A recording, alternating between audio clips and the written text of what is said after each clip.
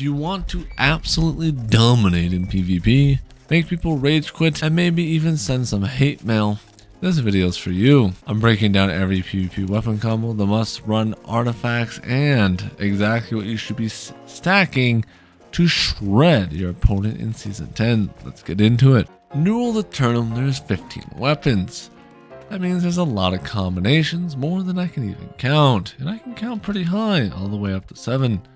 But in this video, I want to break down the most broken ones, because I got asked this question a lot. Is this good? Is this bad?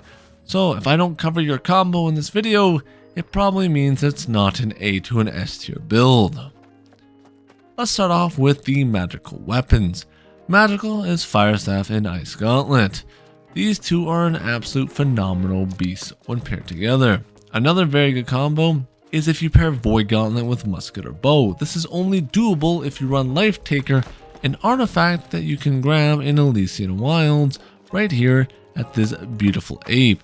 He has a lot of bananas, and you have to go steal his bananas for your boy Harambe. There's a few other weapon combos here and there that are good with magical, but none of them are S tier, except one, and it's the most broken combo in Season 10, Blunderbuss Fire Staff. Now, I'm not much of a Blunderbuss rat, but here is my skill tree, and here is my Fire Staff skill tree. I am a Pyromaniac, so this I can confidently say is pretty much best in slot. For Ice Gauntlet, this is exactly what I would run as well. You can also drop Ice Shower and run Spike instead. Make sure to pause the video if you're interested in some good skill trees.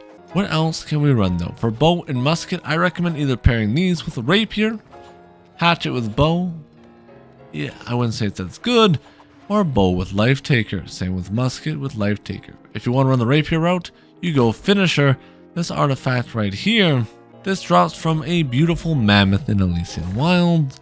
The location is right here on the map. There'll be 3 baby mammoths and then 1 adult. You'll have to kill all 4 so there's no witnesses to your crime. If you are going to run Bow though, I recommend picking up Boltcaster, as that right now is hands down the best way to run Bow in my opinion. More on the armor artifacts later. This covers all our ranged weapons. Now on to one hand and two hand. There's a many different combinations here, but I'm going to break down, in my opinion, the strongest ones and exactly why. Now let me discuss melee weapon combos. Starting off with, I think, the Great Sword. This is going to be a top contender come Season 10, and the weapons I'm feeling the most generous with is going to be Hatchet and Great Axe. This is due to the fact that Great Axe has an insane amount of mobility with charge and Reap, allowing you to catch ranged players, and I feel like range is going to be very prevalent with how the changes have went down. Hatchet is phenomenal for burst damage, and I highly recommend picking this one up if you love playing a bit more of an assassin role. But here are my trees. The Greatsword tree, this is best in slot, as you won't find a bigger Greatsword rat on the planet, I can promise you that. Next up, let's talk about what happens if I don't want to play that type of Greatsword style, and want to be more of an assassin melee class. Well, don't worry, I got your back. The assassin will be Hatchet SNS. SNS has upheaval and leaping strikes, so you can quickly get on top of your opponents and look to nuke them down. Pair that with Hatchet's Raging Torrent here, and you'll be one-shotting people left and right. But let's say you want to run Great Axe. What do I pair with my Great Axes best in slot? Well, you can run Greatsword like I mentioned earlier. Great Axe also pairs well with Hatchet and Warhammer. This is one of the staples of New World Aeternum, and as I think it's the only build I would put Warhammer with this season is Great Axe, as Warhammer lacks a lot of mobility, but it has a very hard-hitting burst combo with Armor Breaker and a few heavies mixed in between. You can look to nuke opponents left and right. But let's say I want to play Rapier, but with no ranged weapon. Is there an option for me? Sorry, there's only really one, and I would say that's Spear. This is a very high skill cap combo, but it's very rewarding when you can pull it off correctly. Rapier adds a lot of evade and riposte here. This allows you to have a lot of extra survivability, but the key point is you have to use it properly. Same with Spear here. Spear survivability comes with using your stamina management extremely well. So when you pair these two weapons together, you have a lot of dodges and a lot of work to do, as you'll be outclassed if you don't know how to play the game properly. What about Sword and Shield? I love the tankiness. SNS Great Axe or SNS Great Sword are the two best pairings with Sword and Shield in my opinion, if you're looking for a more tankier bruisery style. You can pair this in medium or heavy or whatever suits your fancy. As SNS, you are required to put a shield down here, which messes up your weight quite heavily. Translation meaning you'll have to mess up your armor values in order to run a shield, or it's just very good in heavy because at that point, well, it doesn't matter if you go any higher, you still get the slow roll. Last, but certainly not least, the flail. This one is completely broken this patch, and I think you should highly pick this up if you love annoying people into oblivion. You have Trip and Arcane Eruption. This is a true combo. The way you execute this is a light into Trip, into a light into Arcane Eruption. This will chunk a vast majority of people, taking about 50 to 70% of the HP away in one combo, making this extremely frustrating. This is the flail tree you should be running, as I did run this build and it was quite annoying for the enemy, not me. I was having a blast, let me tell you. Tripping kids, spinning on them like a disco ball. These men were getting down bad, dude. I was getting hate mail left and right. But what exactly should you pair with Flail and Shield? Well, in my opinion, hands down the best build is the Great Axe setup. Great Axe has a lot of things Flail doesn't, such as CC through Reap and Maelstrom to keep players right next to you so you can go for easy trips. And the charge from Great Axe is just unbeatable in the amount of mobility it gives. Plus Bloodlust down here gives you 20% increase in movement speed when you're looking at someone's juicy booty, allowing you to run down anyone in the entire game with relative ease. You would run this build in either light, medium. I would avoid heavy. That is what I would say is the vast majority of PvP builds that will be A to S tier come this season. For life stat players, I got your back. You want to run Rapier Lifestaff or Hatchet Lifestaff. This is purely for the survivability that this offers you. No, you do not run Void Gauntlet in PvP. Against a better player, they will absolutely nuke you, as they can just run at you and kill you because you have no survivability from Void Gauntlet. But you can try it, it's still viable, just not a top tier option. There's one more combo I forgot to mention, and that is Lifestaff Flail. This one's actually relatively strong, and I think definitely a tier above the Void Gauntlet Lifestaff style. This is due to the fact that when you have a flail, you can heal your allies through certain abilities such as Arcane Vortex, and you can still apply the trip combo, allowing your teammates to dogpile one man, sending him into the afterlife. And PS, bonus tip for everyone who stayed this far, for the Great Axe Flail build, I recommend grabbing Tempest Fury. This is, if you open up your map, head over to Great Cleave and you'll have to do a Winter Forge Mutate dungeon. This is a 10-man raid, so get 9 other Grims with you and you should be good to go. If I missed any of your favorite combos, let me know down in the comments below. And with that, let's move on to gear. For light, I'd recommend wing leather shoes. Think of this as putting on a pair of Nikes. You just will run faster. And while you're running faster, your damage will be increased by 10%. You acquire these Nikes down at the bottom of Dance of the Fireflies. You'll have to execute a fly, so make sure you bring your fly swatter. Next up, I would say another top contender would be Nimble Cloak. This gives you flat CDR across the board, meaning we can button mash even harder. Healers and ability maxers rejoice. This comes from the PvP track. If you're an assassin role player, I highly recommend picking up the Creed boots, as this will allow you to nuke opponents into the next dimension. This comes from Ebon Scale Reach. This camp right here, there'll be a bunch of humans. Just go in and slaughter them all, yes, even the women and children. Now, Digin Headrat is shaping up to be a top contender for a S-rank PvP artifact. This reduces all durations on you that are non-crowd controlling by 20%, giving you an insane amount of extra survivability, giving you an extra layer of skin. Come into Elysian Wilds and loot this area. You'll have to open up some chests, but you should eventually get it. And for our tanks, don't worry, I got your back. Pick up Void Dark Plague, as this thing is still gonna be, hands down, the best tanking artifact in the entire game. You pick this up in Black Barnacles, a mutated dungeon at the bottom of Cutlass Keys. Armor artifacts gone dusted, let's talk about jewelry. Jewelry, I think just is gonna be the topic contender here, as this gives you a free potions once you've been slapped around 20 times. Masochists should be rejoicing. And this also comes with some phenomenal perks for the season, so Justice is shaping up to be one of the strongest artifacts for jewelry come season 10. But if you're a bruiser and you like to brawl in the mix of things, like I mean really get in there, I recommend picking up Bloodrinker.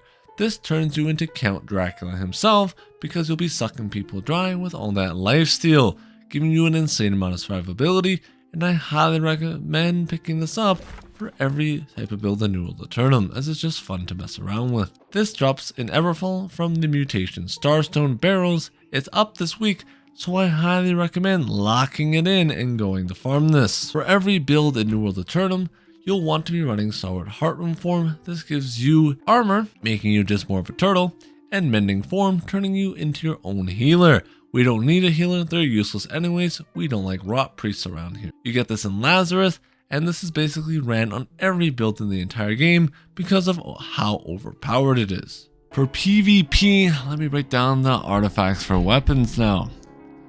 We have Crescent Wave. A lot of people ask me, where do I get this bad boy? Well, open up your map and you'll see these corrupted breaches scattered around. They'll have to say 65 or above, and they have to be the big boy one. Clear these and you have a chance to grab the Crescent Wave. The best way to do this, by the way, is to exit for a Merkguard run, as there's about 3 to 4 portals in here that you can clear. So the chances are by the end of the run, you will have Crescent Wave in your inventory. Next up, you can run another very strong artifact, the Finisher, as your offhand. This is going to be very strong for PvP, as this allows you to do 15% extra damage when there is bleeds on the target. With Keenly Jagged now being able to slot as a charm slot, you will always have bleeds on the enemy, making this finisher a flat 15% damage increase for all back bar weapons and front bar weapons. Next up, we have another one. I don't have it, but I recommend picking up Boltcaster. Boltcaster is extremely strong because it allows you to stack a lot of damage through harnessing and range damage, and the key point about Boltcaster is nobody runs lightning resistance. Some people like to run slash or fire, but no one ever runs lightning, so the Boltcaster will hit harder than you initially think. By the way you get the finisher is you open up your map, come down to Elysian Wilds, and right here on the Mammoths, you'll have to kill all 4 of them. Bam, boom, you got the finisher artifact if you're interested in that. You can also run the Infernal artifact for PvP. This thing is extremely strong, and in my opinion, this is what you run when you either run Ice Gauntlet paired with Infernal, BB paired with Infernal, as this thing gives you 15 additional damage when targets get too close to your Thunderdome, as you'll be nuking them into the afterlife. Infernal is fantastic as a backbar secondary. Sin can also work, as this gives you debuffs last 20% longer, but another perk of Sin is it allows your damage to go higher the more debuffs on the enemy. I think it goes all the way to 10%, making this thing quite the scary DPS weapon as a backbar type of piece. There's a few other weapon artifacts that people like to use. I don't have them, so sadly I can't show you them, but trust me, there's some good ones out there that I haven't mentioned, but I've covered the vast majority of the important ones that go with most builds. Deep Freeze is another very strong one, basically the opposite Inferno, where you then need to chill somebody with the Ice Gauntlet for you to get the 15% additional damage. That is why I choose Inferno over Deep Freeze, but this is an honorable mention. Now that we have the weapon artifacts out of the way, let's dive into charms. But before we dive into charms, I'll give you the location of Deep Freeze and Inferno. Inferno comes from Imperium Forge, and Deep Freeze comes from Glacial Tarn. They both have to be mutated with a little circle around them. I highly recommend everyone to farm Inferno for Season 10, as this is going to be the most sought after artifact. And right now this is mutated. If you miss out on this, well, you could be waiting a month to get it again. So go and farm it, even if you're lazy. I know it sucks, but trust me, or you'll regret it. Alright, my fellow little rats, let's dive into gear now and how exactly we should be looking for perks and charms across all our DPS builds come Season 10 for PvP. First, I want to grab my little sword here and head over to the beautiful faction vendor. Give me 1 second to speedrun over there. My guy's out of breath, but I have made it to the faction vendor. Here, you'll get a lot of good gear. Especially if you're a new player, this is a golden place for some starter gear. First, let's break down the chest piece. This is arguably almost best in slot for every build in the entire game that can put this on, and that's every build. It comes with Sacrifice Empowerment, something every range player is a must-have. as this increases your base damage by a staggering 1.5%, means the one-shots are going to be flying in left and right. Don't worry, medium and heavy armor players, this is something you should be looking for as well. This is just flat damage increase, and who doesn't love free value? Next up, Sherking Fortification is what I want as well for my medium build, and I still think it's something you should look for light, as that 9% extra fortify when you roll is a staggering amount of extra survivability, turning you into a true turtle. Next up, what other perks should we be looking for though? I recommend going for Vital Synergy. Very strong perk, so that's why this chest is so broken. Terminal Vengeance is nice if you're in the thick of things as a melee build, as you'll always be losing your health, so this could add for some quick burst damage. And the shoes here, Thorny Reflections, could also be a very solid option, kind of like a mid-tier perk, I'd say B+, as it not only reduces the enemy's crit chance, but it also reflects some of the damage back of them, like a true porcupine. So overall, the gear in the faction vendor is extremely solid for all newcomers, but I'll break down the other few perks that you desperately want to have. Life Stealer Draught, I highly recommend picking this up on every single build. 12% free life steal, who doesn't love becoming a vampire at nighttime? I know I do, that's why I run Bloodrinker. Mortal Aggression is also another solid perk here, as this gives you lifesteal and max health. Keep in mind, Life Stealer Draught and Mortal Aggression can only stack one time, meaning if I have multiple pieces of this, they do not stack. Translation, you only want one per build. One Lifestealer, one Mortal Aggression is perfectly solid. But if I had to say the most two sought after perks for every build in the entire game right now, it's got to be the standard Sherking Fortification with Sacrificing Empowerment. If you're managed to get a solid 2 perk loadout on all 5 pieces of armor, you are golden, as this gives you not only tankiness, but an insane amount of damage on top of it. Now, what should we be looking for? If you are a light player, I think 1 gem slot is mandatory and 2 offensive slots is amazing. For medium, I would also like either 2 offensive slot or 1 defensive, 1 offensive. That is also fine, and 100% a gem slot. A good rule of thumb is if it's for armor, you almost need a gem slot. If it doesn't have a gem slot, I would highly recommend just destroying it immediately, unless you get some 3 or 4 per god roll, and now RNGesus is back on your side, but it's never on my side, which sucks. How about for weapons? Weapons are extremely difficult to break down, as each weapon wants different things. But a good rule of thumb is Atunement is strong on pretty much everything and should be almost mandatory. Another very important one is a gem slot. Every weapon that you should have wants a gem slot, unless it's something like the Great Sword, where a 4 per god roll could change the entire game, turning you into a complete killing machine. This was almost a god roll. If instead of Shirking Frost, I was able to get Trenching Crits here, this would literally be best in slot Great Sword come Season 10, but sadly, your boy didn't get lucky. Another very solid one is Trench and Rends if you heavy attack as well, as that Ren is massive, as reducing a target's armor by 16%. Well, that turns them into wet paper. Shirking Attunements are also really good on weapons that can dodge freely, like ranged weapons can generally use this very well, but I would say even then, they still want Attunement over it. Keynote, double stacking Attunement is going to be getting nerfed. We don't know by how much, so go with your own peril when you see a double Attunement stack like this. It's risky, but right now it's hitting hard, and if you want to go for one-shot builds, stacking full Attunement with a gem slot is absolutely best in slot for stuff like bow and musket. Another very good one is Plague's Crit, where when you crit with any type of weapon ability in the entire game on that weapon, you will apply a stack of disease. This disease is massive. This reduces the healing on the target by 20%, making them into a complete corpse. Healing is going to be very prevalent come Season 10, so making sure you have at least one weapon in your kit that has Plague Crits will be very nice for your overall survivability and DPS and stuff like Arena and OPR, as people will be healing tons from potions and life stealing in general. That should cover the vast majority of weapons here. I can't break down exactly what will be best in slot for each build, but that's a good blueprint to work off of.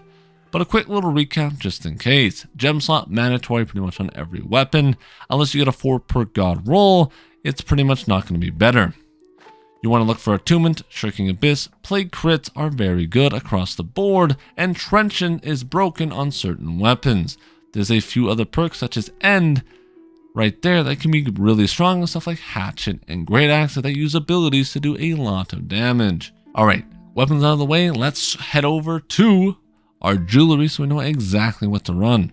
First, let's start off with Ring. Ring, you want something like Curse Enchantment if your build can operate with it. This increases the basic attacks you deal by 10%, but decreases your ability damage by 5% when it's fully kitted. This will be mandatory on certain weapon types like Greatsword, Bow, Musket will all love something like Curse Enchantment, and they'll have the reverse version of the skill, so any ability abusers out there, well, you're looking to cook.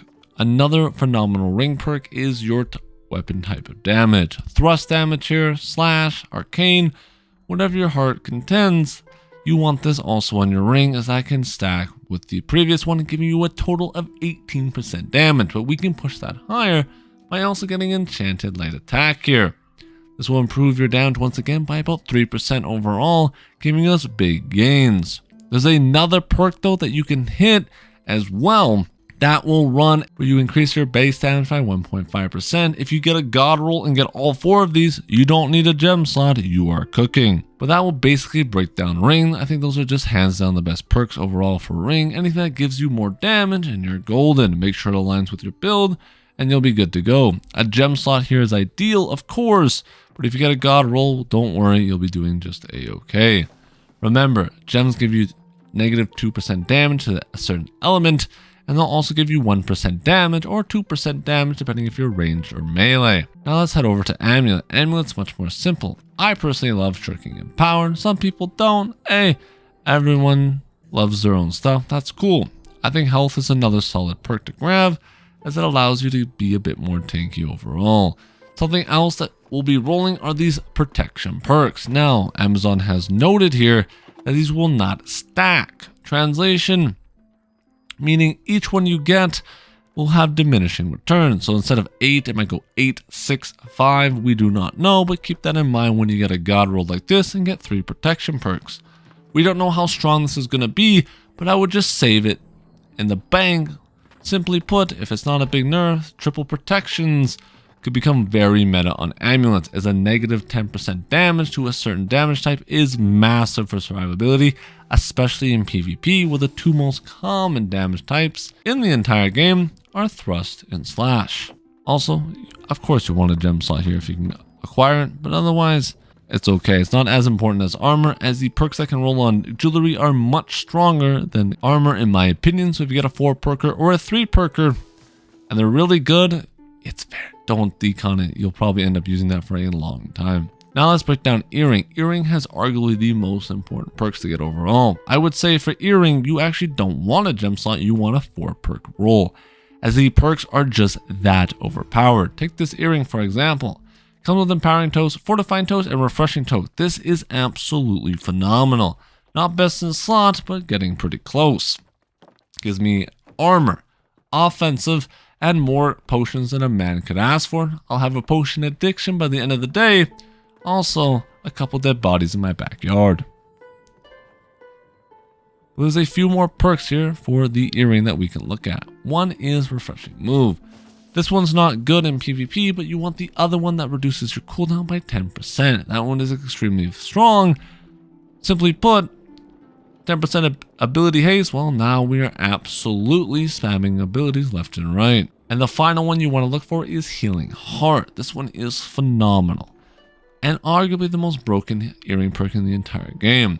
On Heart Rune, you heal for 9% of your health at max level for every second for 3 seconds, healing you for a total of 30%.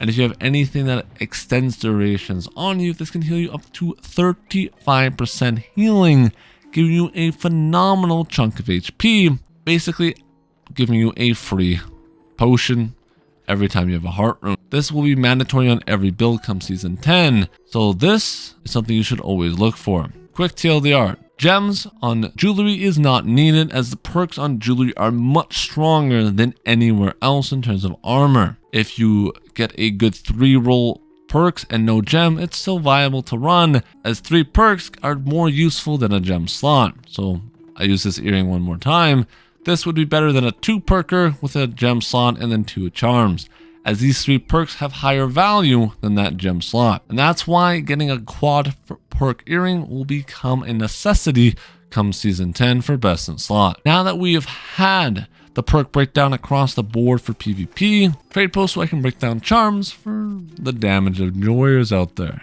And if you guys are enjoying the content so far or finding anything useful, it means a lot to me. Smash that like button and subscribe. And while you're at it, become a YouTube channel member and support your boy. Now let's break down charms, as this is critical for your success. First, I want to break down the 4 must-have perk charms on every single build, no matter what you're running. 1. Fortify charm. This is a must because this gives you 20% fortify for 5 seconds on critical hit, just making you extremely tanky. Think of yourself as the Hulk. Nothing can scratch the Hulk, and with this thing, nothing can scratch you. Every build also will need keenly empowered. This will be a flat 13% additional damage to your build, and all you have to do is crit to proc it, and you should be critting quite often in PvP. Therefore, we should always be nuking people left and right with this charm. The third option will be Keenly Jagged. Inflict a bleed on your enemy on a critical hit, dealing 9% damage every second for 6 seconds. Once again, we'll be slowly bleeding people out. Not even a whole medical kit will be able to save them once we're done with them. These are the 3 mandatory perks you must have on every build. This is non-negotiable. After that, I would say you want to put Enchanted Ward if you have any defensive slots, as this reduces our damage taken by 2% from light and heavies. If you're saying, well, that's not a lot of damage, translation, it really is, because the damage in New World Aeternum is coded heavily towards light and heavy attacks. Even if something doesn't seem like it counts as a light and a heavy, it does. You can trust me on that one. For offensive, you have 2 options. You can go leeching here for extra survivability, something your boy loves to do. But if you're more for a glass cannon type of playstyle, then you want to look for the vicious charm, the enchanted charm, and a harnessing charm that fits your build. These will just skyrocket your damage to the roof and allow you to nuke people left and right. But how do I know which charm to pick, as I don't know if vicious is better or is enchanted better? Let me give you a good rule of thumb. Does your build rely on abilities? If yes, look at your crit multiplier. If crit multiplier is at least 1.25, then vicious could be solid. But you know where vicious would be completely broken is on the great axe, where your crit damage multiplier is 1.35. This is something vicious would absolutely love to be on. Question 2, do my weapons share the same damage type? For example, sword and great axe both deal slash damage. Therefore, slash harnessing would be extremely good across the board, as it affects both my weapons equally. And then the final question you have to ask yourself, does my class use abilities more, or does it use light and heavy attacks more? If the answer is even, then you want to go with the previous 2. If the answer is heavily favored in one, you want to go with harnessing, as that just increases your damage on both weapons. But if your damage is split, like you're running flail and great axe, then you want to use something like abilities, because those weapons heavily rely on abilities to deal out damage.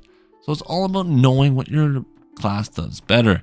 I can't tell you this, as that would be going through each weapon, telling you how to use them and which weapons have the best overall in terms of damage to light and heavies, abilities, or is a mixture of both. I'll let you decide that on your own, but that is a good rule of thumb of how to think about which charm slots to put. In the next video, I'm going to go over how to get gear in the exact order, all the way from newbie to the professional level, so you know where to farm gear and get some godlike drops. If you guys did enjoy this video, it means a lot to me. Smash that like button, subscribe, and while you're at it, become a YouTube channel member and support your boy like that. Huge shout out to all my homies already. Peace.